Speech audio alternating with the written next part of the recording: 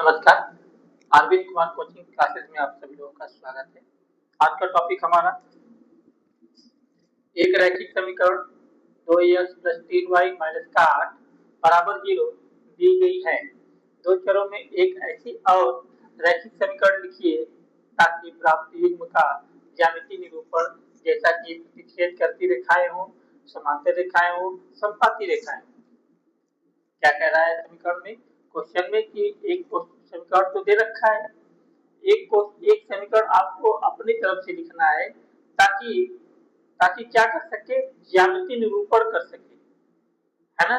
Graph में उसको बना सके।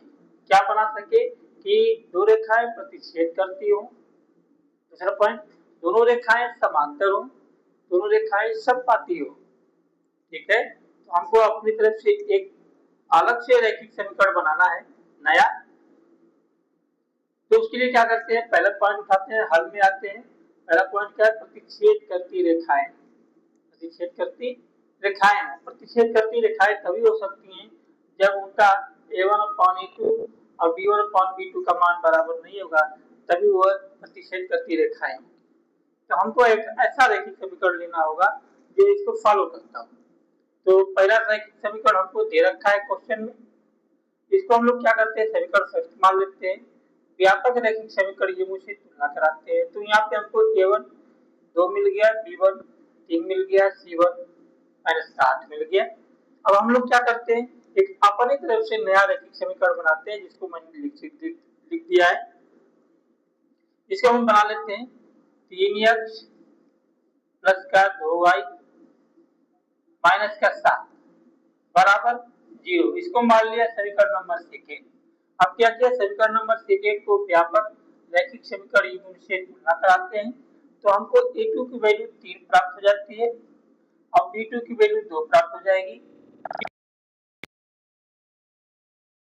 करके देखते हैं क्या सबका मान फॉलो कर रहा है कि नहीं। इस नियम का सबका मान कैसा कैसा आता है।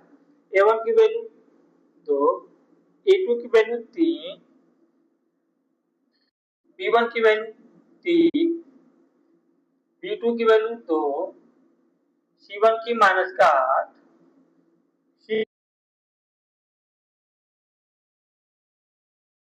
कहेंगे क्या कि यहाँ से कहें कि हमने जो रैखिक समीकरण बनाया था वो सही है, क्योंकि इसको संतुष्ट करता है, इस नियम को संतुष्ट करता है।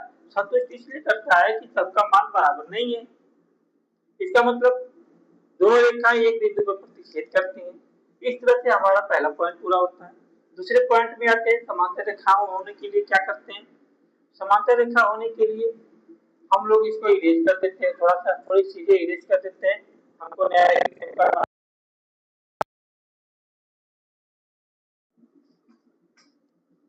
आप लोगों का समय बचाने के लिए काम कर रहे हैं। समांतर बनाने के लिए क्या करेंगे, जो a1/a2 होगा और b1/b2 होगा, ये दोनों तो बराबर होंगे, लेकिन क्या है, c1/c2 की वैल्यू बराबर नहीं होगी। c1/c2 की वैल्यू इन दोनों के बराबर नहीं होगा। तो हमको एक ऐसा रैखिक समीकरण लेना होगा। आते हैं क्वेश्चन कि दिया हुआ है आपको रैखिक समीकरण, इसको फर्स्ट मान लिया, तुलना कराने पे a2 की वैल्यू b2 की वैल्यू मालूम है, a1 की, b1 की, c1 की। अब नया रैखिक समीकरण लेते हैं हम लोग। नया रैखिक समीकरण लेते हैं। नया रैखिक समीकरण में क्या करेंगे हम लोग, 4x ले लिया, प्लस का 6y ले लिया, माइनस का 7 ले लिया, बराबर 0 कर दिया। बराबर 0 कर दिया इसको। अब को क्या करेंगे, व्यापक रैखिक समीकरण से तुलना कराएंगे। तुलना कराने पे क्या करते हैं कि a2 की वैल्यू प्राप्त हो जाती है, हमको b2 की वैल्यू प्राप्त हो जाएगी,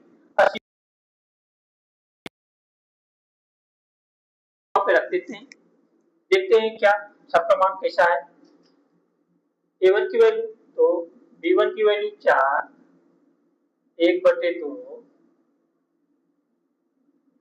इसके बाद b1 की वैल्यू 3 6 1/2, c1 की वैल्यू माइनस का 8/7।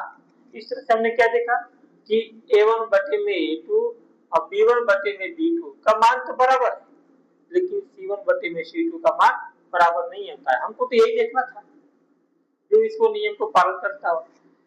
इस तरह से हम कहेंगे कि हाँ, ये जो हमने नया रैखिक समीकरण बनाया और यह वाला जो रैखिक समीकरण दिया है, ये दोनों मिलकर के इस नियम को संतुष्ट करते हैं। इस तरह से हमारा दूसरा पॉइंट भी पूरा होता है। आते हैं हम लोग तीसरे में। तीसरा क्या बोल रहा है कि संपाती रेखाएं, हमको एक ऐसा नया रैखिक समीकरण बनाना है कि यह दोनों रेखाएं संपाती हो। संपाती का मतलब एक दूसरे को ढक ले, जो एक दूसरे को ढक ले, संपाती करते हैं। आते हैं उसके नियम का पालन कराते हैं हम लोग। क्या है संपाती होने का नियम कि a1 बटे में a2 बराबर होगा b1 बटे में b2, b1 बटे में b2 बराबर होगा c1 बटे में c2।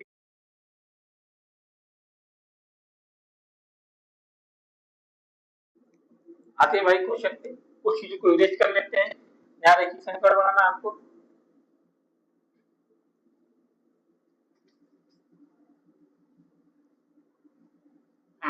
आ जाते हैं। ये आपको समीकरण दे रखा है, इसको फर्स्ट वाला तुलना कराने पे इतना आप जानते ही हैं। रैखिक समीकरण नया बना लेते हैं। तो हमने मान लिया इसको 4x प्लस का 6y और माइनस का 6 तुलना करा देते हैं। समीकरण नंबर सेकंड का तुलना करा देते हैं समीकरण से। तो हमको a2 की वैल्यू 4 मिल जाएगी, b2 की वैल्यू 6 मिल जाएगी, c2 की वैल्यू माइनस का 16 मिल जाएगा। अब ये देखते हैं क्या सबका मान बराबर आता है कि नहीं आता है। a2 की वैल्यू 2, 1 बटे में 2, b1 की वैल्यू 3, b2 की वैल्यू 6, 1 बटे में 2, c1 की वैल्यू माइनस का 8, c2 की वैल्यू माइनस का 16, माइनस माइनस खत्म, 8 गुना के 16। इस तरह से हमने क्या देखा, क्या देखा हमने देखा कि a1 बटे में a2 और b1 बटे में b2 और c1 बटे में c2 सबका मान क्या है, बराबर है। तो हम क्या कहेंगे, हाँ भाई क्या कहेंगे, जो हमने रैखिक समीकरण बनाया कैसा है, सही है, जो इसके नियम को पालन करता है। ये दोनों रैखिक समीकरण कैसे हैं, ये दोनों रैखिक समीकरण इसके नियम को पालन करते हैं। तो हम कहेंगे भैया जब पालन करते हैं तो ये संपाती हो जाएंगे। इस तरह से हमारा ये टॉपिक खत्म होता है। धन्यवाद, थैंक यू।